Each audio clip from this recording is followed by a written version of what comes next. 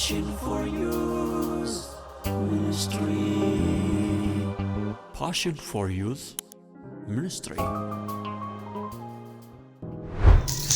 Nagaan araarrii fayyaanni waaqayyoo hunduma keessaniif baay'atu barattoonni Focus Finfinnee fi namoonni kan biroon qayyabannaa macaafa qulqulluu kana wajjin qayyabachaa jirtan hundumtuu akkam jirtu nagumaa ani Pastor Naa'ol Baqqaleetii sagalee waaqayyoo ergaa gara Qolosaayis irratti walii wajjiniin qayyabachuu akkuma jalqabneen har'a kutaa 4ffaa itti fufaa jirra introduction wajjin jechuudha. Kanaan dura macaafa qulqulluu keenya Qolosaayisiin boqonnaa 1 lakkoofsa 1 amma 3tti guyyaa tokko qayyabannee ergasii immoo boqonnaa 1 lakkoofsa 3 amma 8tti torban darbe qayyabanneerra. Torban kana immoo boqonnaa 1 lakkoofsa 9 amma 12tti kan jiru walii wajjiniin qayyabanna jechuudha. Har'a baay'ee kan namatti toluu fi baay'ee practically kan ta'e macaafa qulqulluu kana keessaa wantoota gurguddaa 7 Qolosaayis boqonnaa 1 9 amma 12tti kan jirurraa walii wajjiniin baranna. Jalqaba kutaa macaafa qulqulluu keenyaa kana dubbifachuudhaan jalqabna. Maqaa gooftaa keenya fayyisaa keenya Yesuus Kiristoosiin nan dubbisaa akkas jedha. Kanaafis nu erga gaafa kana dhageenyeetii waaqayyoon isiniif kadhachuu hin dhiifne fedha isaa hubattanii ogummaa hundumaan qalbifannaa hafuurri qulqulluun kennuunis akka guutamtaniif waaqayyoon isiniif in kadhanna.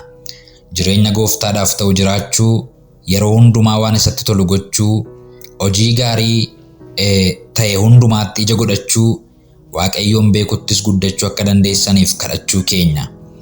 Obsa hundumaa fi gammachuudhaan waliif danda'uu, akka aangoo isa ulfina isaa keessaa dhufuutti jabina hundumaan jabeeffamaa. Abbaa keenya ifa waaqarraatti qooda warra isaaf qulqullaa'anii keessaa hirmaachuus hin dandeessiseef galata dhiyeessaa. Ameen.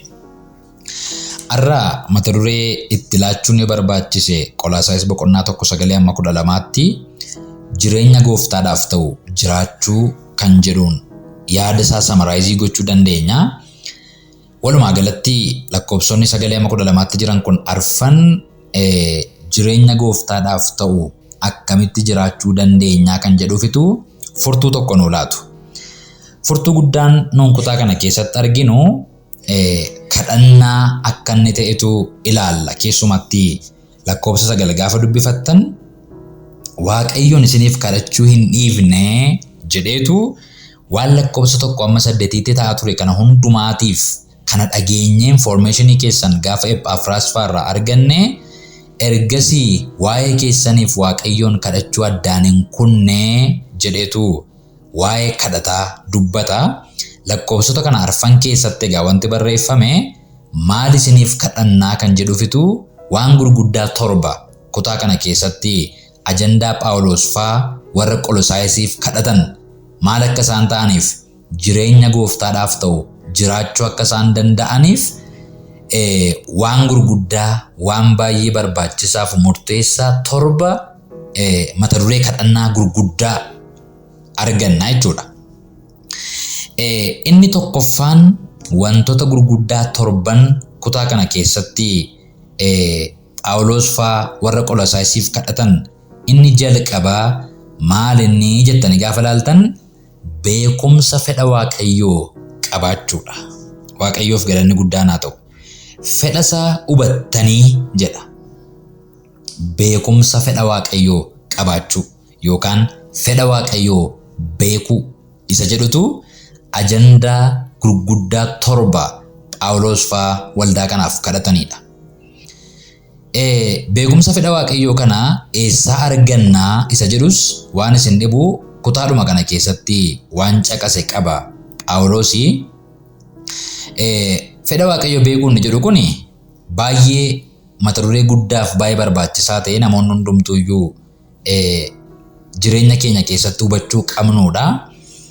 Fedhi waaqayyoo jireenya koo irratti qabu maal inni jedhu waan baay'ee murteessaadha. Waan baay'ee barbaachisaadha. Fedha waaqayyoo kana iddoo gurguddaa lamatti qoodnee ilaaluu dandeenya. Inni tokko general will of God isa jennu fedha waliigalaa waaqayyoo isa jennuudha.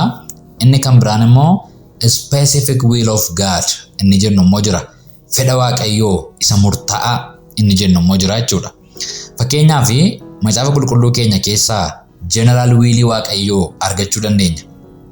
Kiristaanni tokko hojii maal hojjechuu akka qabu, hojii maal hojjechuu akka hin qabne, jireenya akkamii jiraachuu akka qabu, jireenya akkamii jiraachuu akka hin qabne generally pirinsipiliin macaafni qulqulluun nuuf laate jira. Fakkeenyaaf dinagdee koo guddifachuudhaaf hojii akkamiin hojjechuu qabaa kan jedhuuf general wiilii waaqayyoo beekuu yoo barbaanne kan sobi keessa hin jirre, kan faayidaa ofiif jedhanii nama kan biraa miidhuun keessa hin jirre kun general wiilii isa jennuudha jechuudha. Karaa waaqayyoo, karaa qulqullaa, karaa nagaadhaan hojjennee milkaa'uun general wiilii waaqayyoodha. Gara specific wiilii waaqayyootti gaafa dhufnu garuu maalan hojjedhaa? Nagadumoo, barsiisumoo, kophee qulqulleessumoo, maalan immoo nagada? Yoo nan nagadas ta'e maalidha wanta gurguroon suuqii banumoo, suuqii immoo suuqii maalii banu? Suuqii uffataa moo, suuqii kophee moo, suuqii shaqaxaa moo kan jedhu hojiilee biyya lafaarra guutan kana keessaa immoo waaqayyo isa kamiin akkan hojjedhu barbaada inni jedhu specific will isa jennuudha jechuudha. Jireenya keenya keessatti baay'een keenya fedha waaqayyoo isa murtaa'aa kana beekuudhaaf baay'ee barbaannaa, hin kadhannaa, akka itti beennu garuu hin qabnu. Phaawulos illee waa'ee fedha waaqayyoo beekuu kana ajandaa guddaa tokko godheetu waldaa Qolosaayisiif yeroo inni kadhatu in argina jechuudha. Amma gaa waaqayyoo waaqa fedhasaa nama beeksisuudha. Waaqa calluma dhoksee waan barbaade godhu miti. Waaqayyoo warri isatti amanan fedhasaa akka beekan, fedhasaa akka hubatan, fedhasaa akka jiraatan waaqa barbaaduudha. Hojii ergamoota boqonnaa 22 lakkoofsa 14 qayyabachuu dandeessu. Efesoon boqonnaa 5 gara lakkoofsa 17tti gabbuutanii qayyabachuu dandeessu. Kutaawwan kana hundumaa gaafa ilaaltanii waaqayyo fedhasaa utuu inni namootatti agarsiisu. Waldaan kiristaanaa fedha waaqayyo akka isheen beektu, akka waaqayyo barbaadu macaafa qulqulluu keenya keessaa kutaa isinitti argitanidha. Keessumaa immoo warra isatti amananiin gooftaan keenya akkas jedheera. Garbichi waan gooftaan isaa godhu hin beeku. Isin garuu garboota utuu hin taane kana booddee firoota kooti waan taataniif waanan godhu baruuf jirtu fedhi koo isiniif saaqamaa mul'ataadha jedheetu ani karoora koo, akeeka koo isin jala dhoksuun barbaadu. Isin garboota miti, firootadha, faamiliidha jedheetu Yohaannis boqonnaa 15 lakkoofsa 13-15 irratti yeroo gooftaan keenya Yesuus Kiristoos dubbatu argina jechuudha. Egaa kutaa kana keessaati fedha waaqayyoo beekuu isa jedhu kana maalii wajjin wal qabsiisaa? Ogummaaf qalbifannaa hafuurri qulqulluun kennu wajjin wal qabsiisee kaasa. Ilaarra deebinee dubbifanna akka jira lakkoofsa 9. Kanaafis nu erga gaafa kana dhageenyeetii waaqayyoon isiniif kadhachuu hin dhiifne jedheetu fedha isaa hubattanii ogummaa hundumaan qalbifannaa hafuurri qulqulluun kennuunis akka guutamtaniif waaqayyoon isiniif hin kadhannaa'edha. Egaa fedha waaqayyoo beekuudhaaf inni jalqabaa, specific wiilii waaqayyoo beekuudhaaf inni jalqabaa kadhachuu akka inni ta'e argina. Fedha waaqayyoo akkasiin bartaniif eessaan an ba'a, maalan hojjedha, eessatti lallaba, karaa kaman hojii waaqayyoo hojjedha, biyya kaman jiraadha, fiildii maaliin baradha, asii ba'ee kana booddee maalin godha, dargaggumatti maalan godha, nama guddummaa kootti maalan godha. Gaaffilee baay'eetu jiru sammuu keenya keessa specific wiilii waaqayyoo kan nu barbaachisan. Kanaaf tarkaanfiin jalqabaa maayinni waaqayyoon kadhannuudha. Inni lammataa immoo specific wiilii waaqayyoo kun, specific wiiliin waaqayyoo kun maal keessaa ba'annaan ogummaaf qalbifannaa hafuurri qulqulluun kennu keessaa akka inni burqu. Keessumatti Baayibilii afaan Ingiliffaa versionii kamiin iyyuu dubbifachuu dandeessu. Clearly isa kana bifa confusing naman gooneen bal'isee gaafa inni qabu argitu.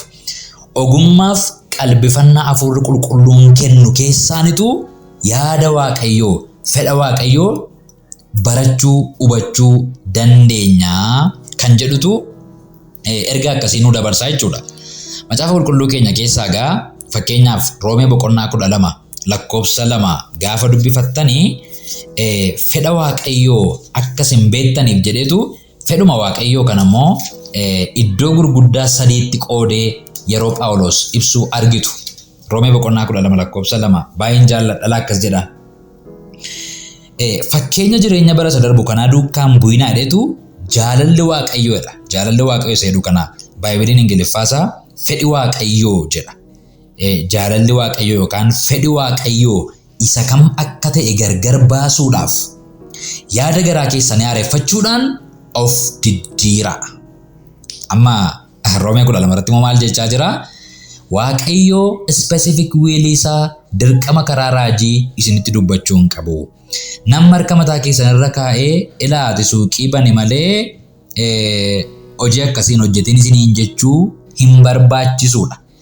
Fedha waaqayyoo isa murtaa'aa hubachuudhaaf maaltu barbaachisa jennaan sammuu haara'ee diddiirametu barbaachisa. Roomee 12:2 irraan deebi'a. Jaalalli waaqayyoo yookaan fedhi waaqayyoo isa kam akka ta'e gargar baasuudhaaf yaada garaa keessanii haareffachuudhaan of diddiira. Yaada garaa haareffame nu barbaachisa. Maaliif? Qalbifannaaf ogummaa hafuurri qulqulluun kennu sun karaa maalii nu bira ga'achuudha? Karaa yaada garaa keenya isa hin boora'inii, isa cubbuun hin booressin, isa yaada waaqayyoo duwwaatu hin taane yaada mataa isaatii, yaada foonii, yaada namootaa dhaggeeffachuudhaan hin burjaaja'in, yaada waaqayyoof qofa separated ta'e, yaada waaqayyoo duwwaaf qulqullaa'e adda ba'ee isa qabaachuudhaan karaa sana dhachuudha. Karaa nun itti fedha waaqayyoo jireenya keenya irratti qabu adda baafachuu dandeenyu. Jaalalli waaqayyoo immoo jedha yookaan fedhi waaqayyoo immoo jedha iddoo sadiitti baasu. Tokko waan gaarii ta'edha jedha. Inni lammataa waan isa duratti fudhatamaa ta'e acceptable kan ta'edha jedha. Inni sadaffaaf inni dhumaa immoo waan akeeka isaa fiixaan baasus hubachuudha. Ilaa kunoo specific williin waaqayyoo waan gaarii ta'e duwwaa miti yookaan waan cubbuu hin ta'in duwwaa miti. Waan cubbuu hin ta'in ta'e keessaa isa kamidha inni waaqayyoo barbaadu specifically. Hojii gaarii baay'ee jira, hojii cubbuun keessa hin jirre baay'een jiraachuu danda'a. Achi keessaa isa kamidha inni hojjechuu qabu? Tajaajilli gaariin jiraachuu danda'a. Tajaajiloota jiran kana keessaa garuu baay'ee gaariin isa kamidha? Inni tokko waan gaarii ta'e general will waaqayyoo keessaa achirraa jalqabuu qabna jechuudha. From general to specific. Inni itti aanu immoo gaarii matee immoo fudhatamaa kan ta'e fuula waaqayyoo duratti gaariin fudhatamaa hin taane jira jechuudha. Inni dhumaa immoo akeeka waaqayyoo dhuunfaadhaan jireenya keenya irraa qabu fiixaan kan baasu fulfill kan godhu ta'uu qabaadha. Akeeki waaqayyoo jira broad concept jireenya tokko tokko keenya irraa akeeki waaqayyoo barbaadu akka nuun fulfill goonu akka nuun succeed goone dabarruuf wanti waaqayyoo jireenya keenya irraa barbaadu jira. Isa sana fiixaan baasuu kan danda'u akeeka waaqayyoo dhuunfaadhaan nurraa qabu fiixaan baasuu kan danda'u ta'uu qabaa jedheetu Roomaan 12 immoo isa kana lafa kaa'a. Garuu qayyabannaa kana keessatti waan tokko akkasiin sirriitti qalbifattan nan barbaada. Yaada garaa qulqullaa'aa, yaada garaa hin boora'in gaafa yaada garaa kana qabaannu yaada waaqayyoo isa specific ta'e jireenya keenyaaf adda baafachuu dandeenya jechuudha. Namoonni baay'een gaafa yaadi garaa yookaan sammuun isaanii corrupted ta'uudha. Specific purpose waaqayyoo jireenya isaanii irraa qabu beekuu kan isaan dadhaban. Phaawulos warra Qorontosiif kan inni sodaatu lammaffaa Qorontos irratti boqonnaa 11 gaafa dubbistan yaadi keessan manca'ee jedha. Akkuma bofee waan hin goyoomsite sana isinis immoo akka waan hin goyoomtu jedheen sodaadha jedhetu kan isin goyoomtan immoo karaa maalii jennaan yaadi keessan manca'ee hassaabachuu tabalaashto. Keessumatti maariffisaa akkas jedha keessumaa ba'e. Yaadi keessan defiled ta'e, yaadi keessan xuraa'ee corrupted ta'e Kiristoos isa garaa qulqulluudhaan of kennitaniif kanarraa galagaltuu jedheen sodaadha. Akeeka waaqayyoo kanarraa galagaltanii gara akeeka biraatti gortuu jedheen isinii sodaadha jedheetu warra Qorontosiif sodaa qabu ibsa Phaawulos. Kanaaf yaada waaqayyoo kan ittiin adda baafannu yookaan karaan itti waaqayyoo yaada isaa nutti dubbatu karaa yaada keenyaati. Eenyutu sabistaansii kamtu immoo yaada keenya keessa kana kaayoo jettan hafuura qulqulluudha jedha. Hafuurri qulqulluun kun maal kenna jennaan ogummaa fi qalbifannaa kenna. Hafuurri qulqulluun ogummaaf qalbifannaa kenna jedha. Maal keenyaaf? Yaada keenyaaf kenna jedha. Yaadi keenya kun immoo kan defiled hin ta'in, kan corrupted hin ta'in yoo ta'e yaada waaqayyoo isa qulqulluu isa specific ta'e sanatu fedha waaqayyoo isa qulqulluu gara jireenya keenyaatti dhangalaasa. Eessarraan ba'a, maalan hojjedhaa, maalan baradhaa, eenyuunan fuudhaa, yooman fuudhaa, yooman heerumaa, jireenyi koo borii maal fakkaata, maaliinan tajaajilaa, eessan jiraadhaa, wantoota jedhaman kana hundumaa akeeka jireenya keenyaa hundumaa wal qabatee addunyaa hafuuraaf foonii hundumaa yaada waaqayyoo karaa kana argachuu hubachuu akka dandeenyutu dubbii waaqayyoo kanarraa baranna.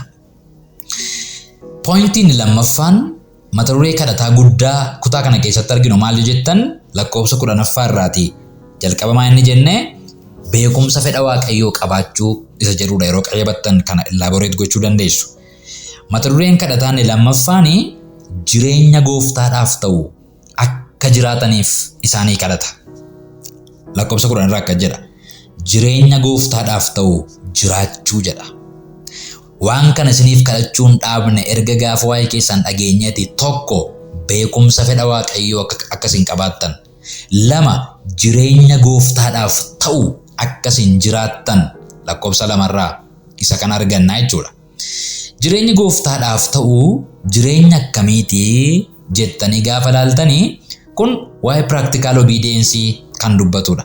Practically warra Qolaasaayisiin introduction irratti akkuma dubbanne barumsa sobaa, beekumsa sobaa, falaasama sobaatu jireenya isaanii, tajaajila isaanii, qulqullummaa isaanii mancaasee jira waldaa sana. Namni beekumsaan fayya, understandingiin fayya, falaasamaan fayya kan jedhu filsifinnaa warra Giriik biyya sana domineetii godhee waan jiruufi namoonni tamaraammaruu riisarchii geggeessuu waan diippitee qayyabachuuf jecha ciccimaa haasa'utu fayyinadha jireenyadha si'anii duukaa rakkataa turan. Phaawulos immoo practical obediencein kun barbaachisaa akka ta'e filsifinnaan barumsi sobaa yeroo hundumaa beekumsa jireenya hin taane laata. Beekumsi dhugaan waaqayyo biraa ta'e garuu practical obedience laata waan ta'eef practical life akkasiin jalqabdan jireenya akkasii tarkaanfii akkasii jireenya keessan irratti akkasiin jalqabdan isinii kadhannaa jedha. Jireenya akkamii? Jireenya gooftaadhaaf ta'u. Waaqayyoof galanni guddaan haa ta'u. Jecha kana baay'een jaalladha. Jireenya gooftaadhaaf ta'u jiraachuu. Jireenyi gooftaadhaaf mijatu jira, jireenyi gooftaaf hin mijanne immoo jira. Amalli gooftaaf mijatu jira, amalli gooftaaf hin mijanne jira jireenya keenya keessa. Deddeebiin life stylein akkaataan jireenyaa gooftaaf mijatu jira, kan gooftaaf hin mijanne jira. Waaqayyo akeeka jireenya keenya irraa qaba. Akeeka waaqayyo jireenya keenya irraa qabu fiixaan baasuudhaaf garuu jireenyi keenya maal ta'uu qaba jennaan gooftaadhaaf kan mijatu, gooftaadhaaf kan ta'u, gooftaa kan hin rakkifne jireenya akkasii ta'uu qaba. Namoonni tokko tokko akkaataan jireenyaa isaanii, akkaataan deemsa isaanii gooftaadhaaf kan mijatu miti. Kanarraa kan ka'e waaqayyo amma barbaadu jireenya isaanii irratti invest akka hin goone, amma barbaadu karaa isaanii lafa dhaquu barbaadu akka waaqayyo hin geenyeef waaqayyoon daangeessaa jechuudha jireenya isaanii. Waaqayyoon daangeessaa jechuudha. Garaagarummaan Saa'oliif Daawit gidduu jiru inni guddaan isa kana ta'ee argina. Waaqayyo Daawitiin akka jedhamni nama akka garaa koon ijoollee ishee keessaa argadhee de waaqayyo Daawitiin. Saa'oliinoo nan tuffadhee de waaqayyo Saa'oliin. Innaa Daawit garaa waaqayyoof mijatu qaba ture. Garaa yoo cubbuu hojjete dafee na'ee qalbii jijjiirratu, garaa waaqayyootti dhiyaatu, garaa waaqayyoon dheebotu, garaa waaqayyoon sodaatu kana qaba ture. Kanaan caalee argame malee waan gaarii gochuudhaan miti. Dhimma garaati kiristiyaanummaan. Dhimma garaati kiristiyaanummaan. Kanaaf waa tokko isinii kadhannaa jedhe Phaawulos. Maal jennaan? Jireenya gooftaadhaaf mijatu, jireenya gooftaadhaaf ta'u jiraachuu. Waaqayyoo utuu sagalee isaa qayyabattanii jireenya keessan irratti humna dubbii sagalee isaatiin kana isiniif haa raawwatu. Jireenya gooftaadhaaf mijatu, jireenya gooftaan rakkifne. Yeroo tokko tokko waan nuyi haasaa oollu waan gooftaadhaaf mijatu min, waan akeeka waaqayyoo fiixaan baasu min. Yookaan waa'ee kubbaa ta'a, yookaan waa'ee polotikaa ta'a, yookaan waa'ee ikoonomii ta'a. Waan gooftaaf hin mijanne akka gooftaan arraba keenyaa wajjin ta'ee dhala namaa fayyisu, dhala namaa jajjabeessuuf wanta waaqayyo karaa godhee itti fayyadamuu hin dandeenye itti maxxannee gaafa nu irraa adda ba'uu dadhabnu waaqayyo akeeka isaa karaa keenya raawwachuun isa rakkisaa jechuudha. Waaqayyo jireenya isa rakkifne nuuf haa laatu. jireenya gooftaadhaaf ta'u, jireenya gooftaadhaaf mijatu jiraachuu. Qabxii sadaffaan qabxiiwwan 7 keessaa akka mata duree guddaatti Phaawulos kutaa kana keessatti kadhatu lakkoofsuma 10 irra jira. Yeroo hundumaa waan isatti tolu gochuu. Waaw. Yeroo hundumaa waan gooftaatti tolu akkasin gootaniif haalaan utuu hin daangeffamin, yeroodhaan utuu hin daangeffamin, yoom yeroo hundumaa maal waan gooftaatti tolu. Akkasin maal gootan? Akkasin raawwattan, akkasin gootaniif Waaqayyoon isinii kadhannaa jedheetu qabxii sadaffaa godhee kaasa. Yeroo tokko waan gaarii gochuu hin danda'ama. Darbanii waan gaarii gochuu hin danda'ama. Eenyuyyuu kiristaana ta'uun hin barbaachisu darbanii waan gaarii gochuudhaaf. Namni isin hamaa dhattan sa'aatii 24 waan hamaa godha miti. Darbanii waan gaarii gochuu hin danda'ama. Innaa kutaa kana keessatti garuu wanti Phaawulos kadhatu maa inni yeroo hundumaa waan gooftaatti tolu akka gootaniif isiniif hin kadhannaa'edha. Jireenyi kiristaanummaa jireenya waan nuti toluuf dursa kenninee jiraannu miti. Jireenya waan gooftaatti tolu, fedha gooftaa, jaalala gooftaa jiraachuudhaaf dursa kenninuudha. Gooftaa keenya Yesuus Kiristoos irraa isa kanan baranna. Keessumatti wangeela Yohaannis boqonnaa 6:38 gaafa dubbiftan fedha ofii kootii raawwachuudhaaf miti, fedha sana ergee raawwachuudhaafan waaqarraa gabbu'e malee jedhee yeroo inni dubbatu in argina.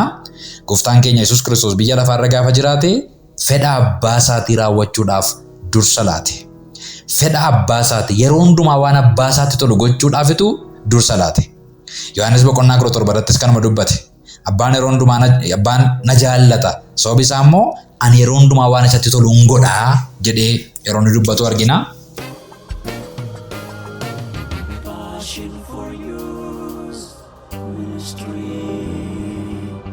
Passion for Youth Ministry.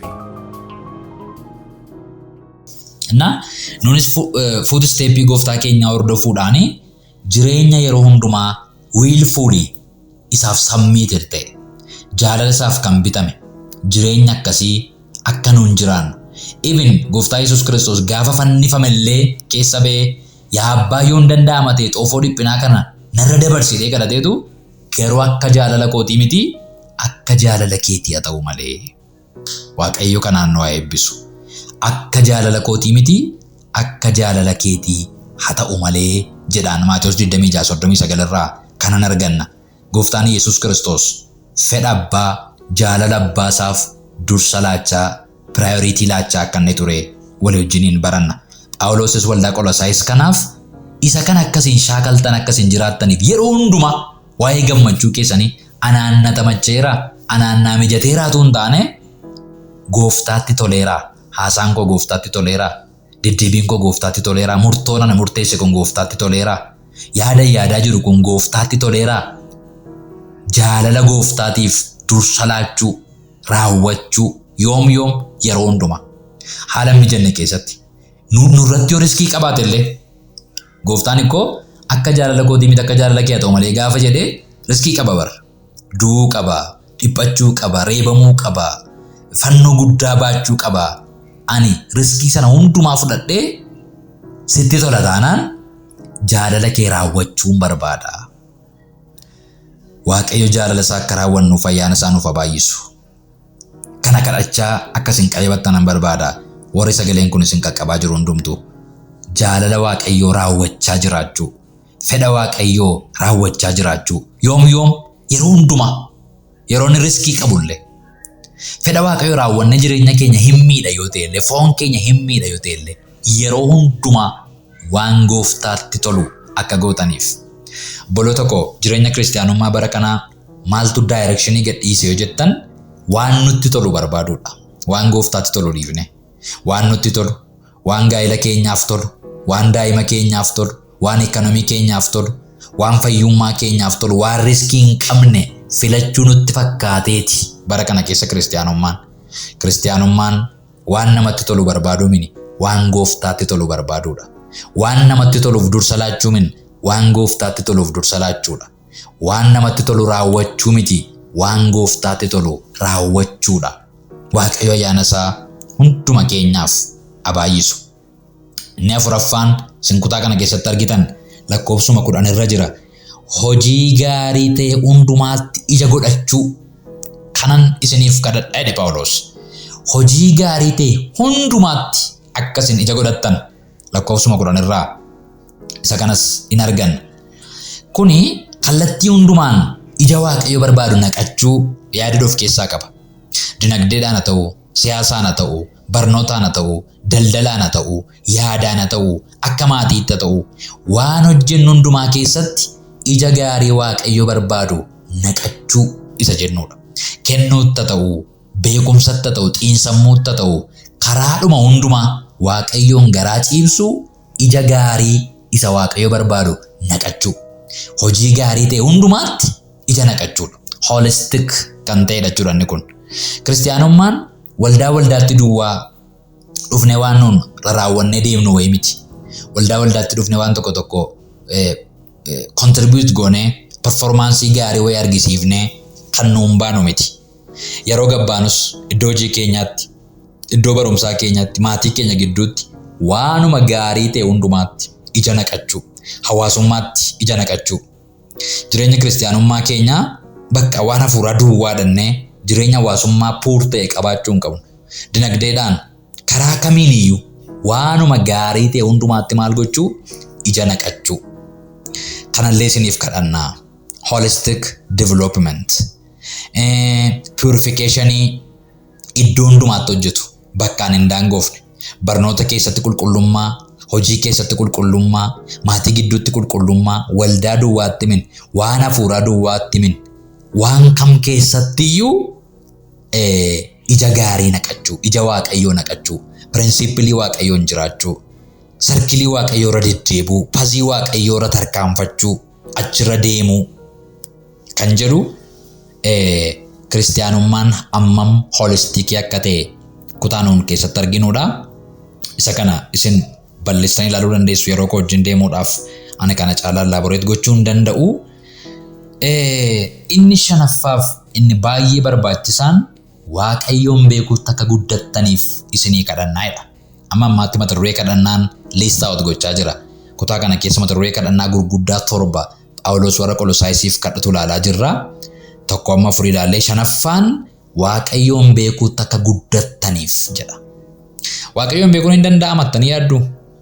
Kiristaanni tokko bara baay'ee waldaa kiristaanaa keessa waan jiraateef Waaqayyoon beekuutti nama guddatee jechuu hin dandeenya. Waaqayyoon beekuun maal immoo nu gargaara? Waaqayyoon akkamitti immoo beekuu dandeenya? Warreen kana qabxiilee qayyabannaa keessanii gootanii akka isin itti yaadaa deemtan baay'een isin jajjabeessaa. Macaafa qulqulluun keenya kakuu haaraanis kakuu moofaanis Waaqayyoon akka nuun barruuf baay'ee karaa nuu laata. Waa'ee Waaqayyoon beekuu kana irratti warri macaafa qulqulluu qayyabatan yaada gurguddaa 2 qabu. Inni tokko Waaqayyoon beekuun hin danda'amu kan jedhudha. Inni lammataa immoo Waaqayyoon beekuun hin danda'amaa kan jedhudha. Isa kamtu sirriidha ree? Lamaan isaayyuu sirriidha. Waaqayyoon beekuun hin danda'amus, Waaqayyoon beekuun hin danda'amas. Maal jechuudha yoo jettanii Waaqayyoon beekuun hin danda'amu gaafa jennu Waaqayyo keenya Waaqa sammuu limited ta'e kanaan beekuu, barree bira ga'uu dandeenyu miti perspektiivii jedhurraa kaameeti. Waaqayyo guddaadha, kanaaf beekuu hin dandeenyu. Amma nu beekne gararraadha. Baay'ee beekne irra gaafa jennu 0.00001% iyyuu isa hin barreenu nammayyuu. Obboleessi keenya faarfataa Addisuu Waa'imaa albamii Dheengadde Eebbisiise keessatti jecha kana fayyadameera. Si beeka garuu sin barree, sin arga garuu sin agarree, atoo ammallee dhoksaadha, hubannaa koo gararraadha, ulfaadhu jecha jedhuun yeroo inni faarfatu agarra. Yaadi kun maal ibsaa? Si beeka garuu sin barree kan jedhu kun waan ani si beeku natti fakkaata. Si bareera seesi qayyabadhee gaafan bu'u atoo ammayyuu kan bira hin ga'amne unsearchable God, Waaqa bira ga'amuu hin dandeenye, Waaqa beekumsa namaatti dhuftee hin galle, sammuu namaatiin limited hin taane ati amman si beeku gararraadha, amman si hubadhu, amman si qayyabadhe gararraadha, sammuu kootiin beekamuu kan hin dandeenyedha ati Waaqayyo sammuu koo gararraadha kan jedhu kan ibsudha. Perspektiivii kanaan gaafa ilaallu Waaqayyo beekamuu hin danda'u. unsearchable. Macaafni qulqulluun iddoo garaa garaatti jecha kana fayyadama waan ta'eef. Gama biraatiin immoo Waaqayyo beekamuu hin danda'a. Hammam amman ofiisaa nutti mul'ise Waaqayyoon beekuu hin dandeenya. Totally Waaqayyoon hin beeknu jechuu hin dandeenyu. Macaafni qulqulluun hin daa'uun akka nuun isa beeknu barbaada. Macaafni qulqulluun kan inni nuu kenname Waaqayyoon akka beeknuufidha baay'isuu. Karaa ittiin Waaqayyoon beeknu inni guddaan tokko macaafa qulqulluudha. Kanaaf Waaqayyo ofiisaa nu ibseera. Keessumatti Roomaa boqonnaa tokko gaafa dubbistanii Waaqayyo karaa gurguddaa lama ofiisaa akka inni ibse, ofiisaa akka inni beeksise nutti dubbata. Inni tokko general revelation isa jennuudha. General revelation inni jennu mul'ina waliigalaati, lafa laallee, waaqa laallee, ammam Waaqayyo guddaa akka ta'e hubachuu hin dandeenya.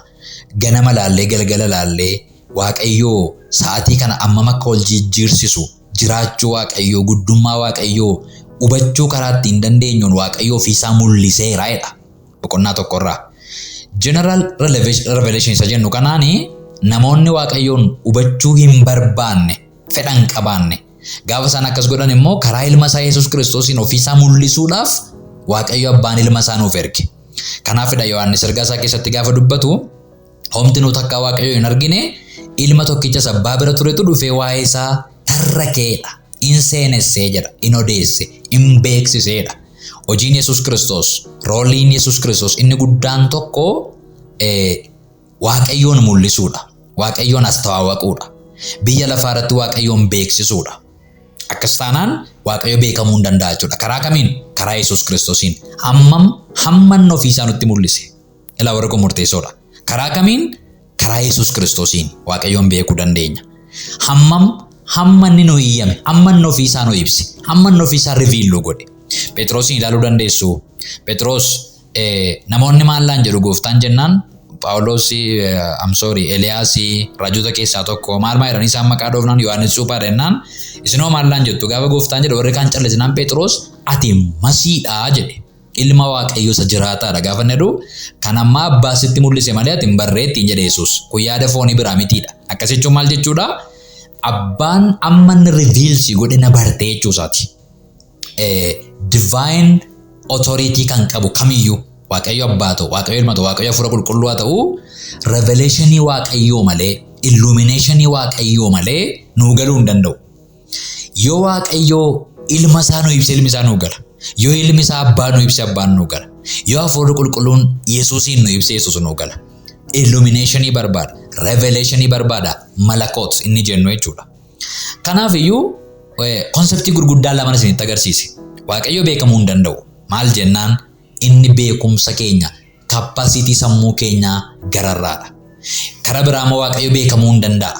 Hammam jennaan amma Waaqayyo ofiisaa nutti mul'ise. Karaa kam? Karaa Yesuus Kiristoosiin. Kanaaf egaa kutaa kana keessatti Phaawulos maal kadhata? Lakkoofsa 10 irraati Waaqayyoon beekuttis guddachuu akka dandeessaniif kadhachuu keenyaadha. Beekumsi nu Waaqayyoof qabnu maal ta'uu danda'a? Guddachuu danda'a.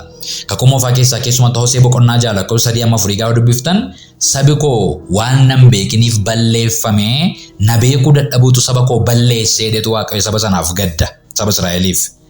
Waaqayyoon beekuu dadhabuun badiisa namatti fida. Waaqayyoon beekuu dadhabuun jireenya Waaqayyoo dhabuu namatti fida. Har'allee dhukkuba guddaan waldaa kiristaanaatti kan ta'ee jiru maal ni hojjettan? Waaqayyoon beekuu dadhabuudha. Waaqayyoon beekuu dadhabuudha.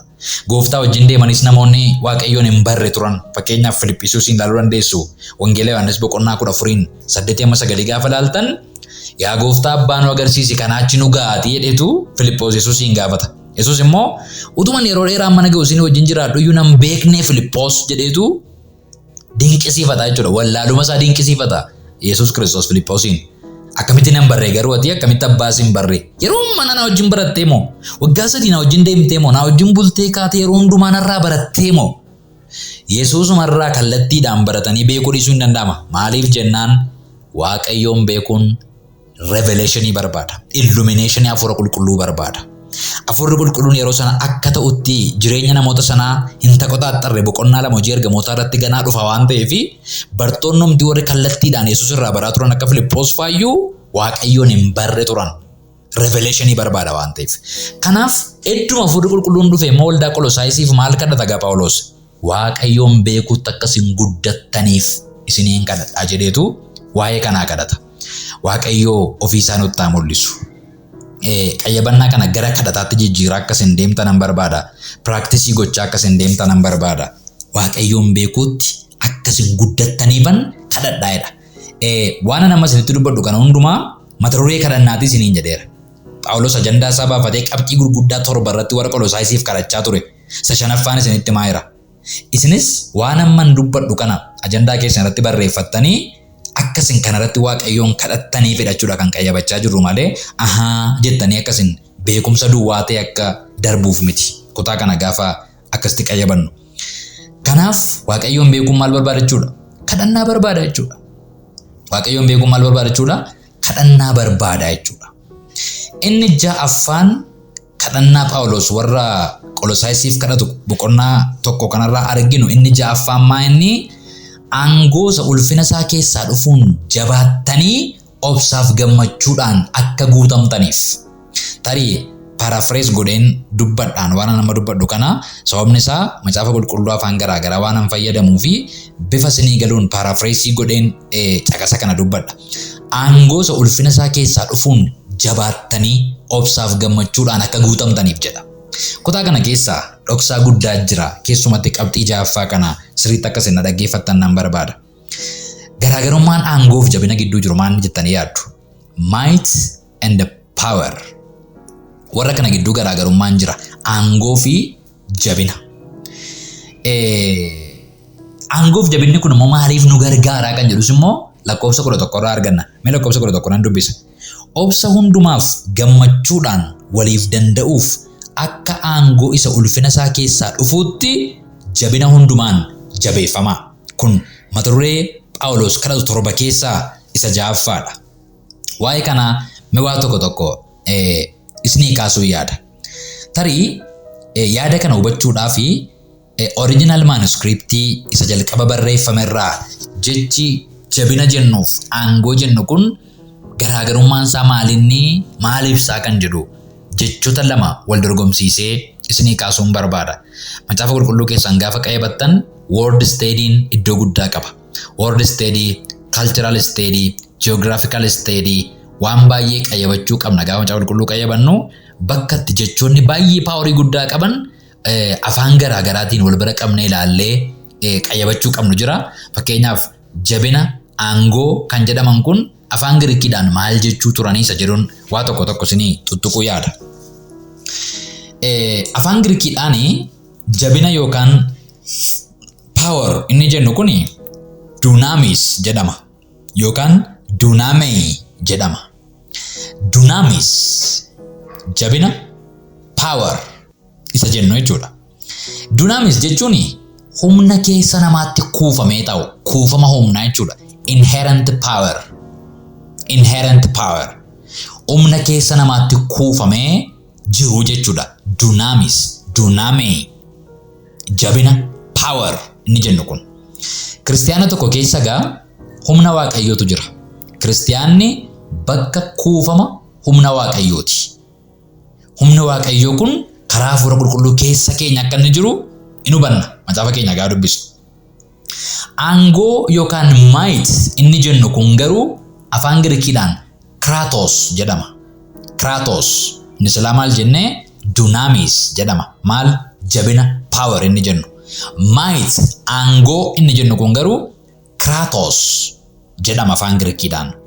Kratos jechuun immoo humna keessa namaatti kuufamee calluma hidhee taa'u jechuu miti akka dunamis jennu. Kuufamatu hin taane inni kun maa inni humna nama keessaa bahee of mul'isu kan hojjetu manifested power jechuudha.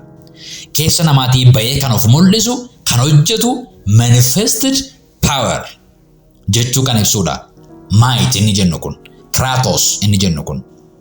Amma gaa guutummaa caqasa kanaa si'a tokko irra deebinee dubbifna lakkaa jedha. Aangoo isa ulfina isaa keessaa dhufutti jabina hundumaan jabeeffamaa jedha. Akka aangoo isa ulfina isaa keessaa dhufutti jabina hundumaan jabeeffamaa. Yeroo jedhu Phaawulos maa jechaa jira jechuudha. Humna keessan buufatee jiru kuni gara hojiitti akka inni jijjiiramu, bahee akka inni mul'atu. Kanarraa kan ka'e immoo rakkoon illee yoo dhufe obsa hundumaan gammachuu hundumaan hamma guutamtanitti illee kan isin dandeessisu akka argattaniif maal godhaa? Kadhadhaa. Waaqayyoof galanni guddaan haa ta'u. Nu keessamma humni kuufamaan jira. Jabina jedhaman dunaamis jedhama. Humni kuufamaan power jedhamu jabina jedhamu kun keessa keenya jiru kuni ba'ee akka inni hojjetuuf yoom yeroo wanti obsa nama fixachiisu jireenya keenya keessatti nu mudatu. Yeroo wanti gammachuu namaa sarbu nu mudatu obsaaf gammachuu nu maddisiisaa jireenya kiristaanummaa keenya akka itti fufnu kan nu gargaaru. Lola bira dabarree waan obsa nama fixachiisu bira dabarree waan gammachuu namaa nyaatee gaddaan nama marsu bira dabarree gammachuudhaan akka itti fufnu obsaan akka itti fufnu kan nu godhu. Jabina kan jennu paaworiin kuufamaan keessa keenya jiru kun dunaamis inni ture kun Kratos kan jedhutti jijjiiramee manifested power humna mul'atee socho'ee waa jijjiiruu danda'utti akka inni jijjiiramuuf gadda gammachuutti waan obsa nama fixachiisu immoo gara obsaatti jijjiiree akka inni itti fufu kan godhu argachuudhaaf maal godhaadha? Isinii kadhadha. Kanan isinii kadhadhaadha. Mata duree kadhataa 7 keessaa inni kun isa tokkodha. Kratos akkasin argattan. From dunamis to Kratos. Humna Waaqayyoo keessa keenya kuufamee jiru, humna du'aa kaasu, humna dinqii hojjetu, humna rakkina bira nu dabarsu, humna jaalala Waaqayyoo nu jiraachisu, kuufama humnaa power keessa keenya jiru kana gara humna manifested ta'ee bakkeetti mul'atuutti. Humni mul'atu kun immoo maaliif mul'ata? Waan obsa nama fixachiisuuf, waan gammachuu namaa sarbu bira dabarree gammachuuf obsaan Waaqayyoo wajjin itti fufuu akka dandeenyuuf akka nu gargaaruuf isiniin kadhadhaa jedheetu kadhata. Waaqayyoo aangoo kana nuuf haa kennu. Kratos aangoo kana nuuf haa kennu Waaqayyo. Irra deebiseen dubbisa baay'een jaalladhe waan ta'eef wanta kana. Obsa hundumaaf gammachuudhaan waliif danda'uudhaaf jedha. Maal ta'uuf? Obsa hundumaaf gammachuudhaan waliif danda'uuf. Akka aangoo isa ulfina isaa keessaa dhufuutti jabina hundumaan jabeeffamaa jedheetu afaan Oromoonsaa akkasitti ka'a. Yaadi original manuscript irra jiru immoo isan bifa kanaan isinii kaaseedha jechuudha. Mata duree kadhannaa isa 7ffaa. The last but not the least. Isa 7ffaa. Lakkoofsa 12 irraa arganna. Dhaala qulqullootaa isa ta'ee ificha keessaa hirmaatoo akka taatan isa sin godhe Waaqayyo Abbaa galateeffachuu akka dandeessaniif isiniif kadhannaa jedha. Ilaa jedha. Abbaa keenya isa ifa waaqarraatti qooda warra isaaf qulqullaa'anii keessaa hirmaachuu sin dandeessiseef galata dhiyeessaa. Hallelujah. Kuwaan baay'ee dinqiidha. Inni dhumaa kun baay'ee dinqiidha. Waaqayyoon abbaa keessan akka galateeffattaniif isinii kadhannaadha. Yaada isaa gaafa qayyabattan afaan garaagaraatiin akkasin dubbistan nan barbaada. Tarii obboloonni afaan Oromoo duwwaa dubbistanii amma kanatti isinii ifaa ta'uu dhiisuu danda'a. Translationiin maatar godha waan ta'eef. Yaada isaa kontekstii kanaan hubachuu kan isin dandeessan translationii Baayibilii afaan garaagaraa wal bira qabdanii gaafa laaltan koomentarii garaagaraa ilaaluu gaggalagalchuu gaafa jalqabdanidha waan ta'eef isa kan akkasin gootan baay'iseen isin jajjabeessaa. Lakkoofsa 12 kanarraa ilaa akka jiru argitaniittu Waaqayyoon abbaa keessan akka galateeffattaniifan isinii kadhadhaa jedheetu jalqaba. Maal akkasin gootaniif Waaqayyoon abbaa keessan akka galateeffattaniifan isinii kadhadha. Nama galateeffatu ta'uuf maaltu barbaachisa jechuudha? Kadhachuu barbaachisa, kadhannaa barbaachisa jechuudha. Maalidha wanti warri Qolaasaayis irratti Waaqayyoon galateeffachuu qaban? Maaltu ta'eef warra Qolaasaayisiif? Waan gurguddaa 3 caqasa kanarratti utuu inni kaasuu argina. Qolaasaayisuma boqonnaa 1 lakkoofsa 12 duwwaa irratti qubna gara gurguddaa 3 isaan irratti Waaqayyoon akka isaan galateeffataniif Phaawulos isaanii kadhatu waan gurguddaa 3 argina. Inni tokkoffaani Waaqayyo abbaa keessan ta'eera. Hallelujah. Maaltu ta'e? Waaqayyoota abbaa keessan ta'e. Maal jedhee jalqaba lakkoofsa 12 irraa? Abbaa keenya jedhee jalqaba. Kanarra kan caale wanti guddaan isinii ta'u hin jiru. Waa'ee kanaatiif akkasiin galateeffattaniifan isinii kadhadha. Kun dinqiidha deesu waa'ee kanaa kadhataaf. Maa inni jennaan Waaqayyoo abbaa keessan ta'eera. The first point. Abbummaa Waaqayyoo. Abbummaa Waaqayyoo namni tokko sirriitti understand godhee dinqisiifachuuf galateeffachuuf maal gochuu qaba jechuudha? Kadhachuu qaba jechuudha. Kana yoo Waaqayyo namaa ibse yoo Hafuurri Qulqulluun nama gargaare malee kana hubachuun maal hin danda'amu jechuudha? Hin danda'amu jechuudha. Maal abbummaa Waaqayyoo seedu kana. Inni lammaffaan baasaarraa arginu lakkoofsuma 12 kanarraa maal jedhaa? Qulqulloota wajjin isin lakkaa'eeraa jedha. Lakka jedha. Abbaa keenya isa ifa waaqarraatti qooda warra isaaf qulqullaa'anii keessaa hirmaachuus hin dandeessiseef galata dhiyeessaa jedha. Afaan Oromoon isaa afaanni biraan translationin biraa garuu galata akka dhiyeessitaniif jedha. Amma gaa qabxiin galataan lammaffaan warra Qolaasaayis qaba waa'ee maaliiti jechuudha? Qulqulloota wajjin isaan lakkaa'e. Waaqayyoof bara baraan galanni guddaan haa ta'u. Qulqulloota warra isaaf qulqullaa'anii wajjin lakkaa'amuurra kan caale mata dureen galataa guddaan hin jiru. Kan argitanii waa'ee kanaatiif Waaqayyoon galateeffachuuf garuu maal gochuu qabdu? Revelationii Waaqayyoo biraa, illuminationii Waaqayyoo biraa argachuu qabdu inni jedhu yaada guddaa kutaa kana keessaa argannu ta'ee lammaffaa irratti arginaa jechuudha. Dhuma irratti mata duree galataa guddaa tokko kaasa. Akka isaan kanarratti Waaqayyoon galateeffataniif waan irratti isaan kakaasu mata duree galataa tokko kaasa.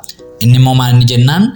Qooda waaqarraa hirmaachuudhaaf carroomtaniittu yaada jedhu kaasa. Maal hirmaachuudhaaf? Qooda waaqarraa hirmaachuudhaaf carroomtaniittu kan jedhutu kaasa. Irra deebinee dubbifanna lakkoofsa 12ffaa. Abbaa keenya isa ifa waaqarraatti qooda warra isaaf qulqullaa'anii keessaa hirmaachuus hin dandeessiseef galata dhiyeessaa jedha. Afaanonni biraan galata akka dhiyeessitaniif jedhaan. Kanaaf ammas akka isaaniif galee isaan Waaqayyoon galateeffataniif wanti inni kadhatuuf waa'ee maaliiti? Inni dhuma qooda waaqarraa hirmaachuudhaaf, dhaala waaqarraa hirmaachuudhaaf.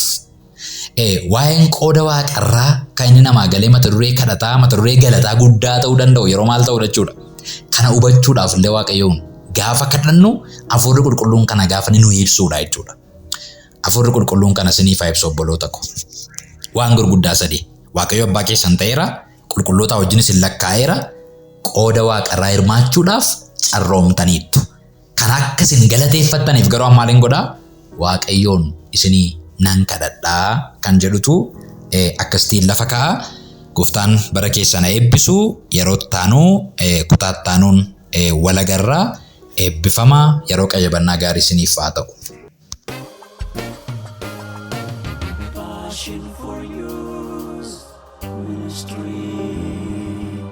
Passion for Youth Ministry.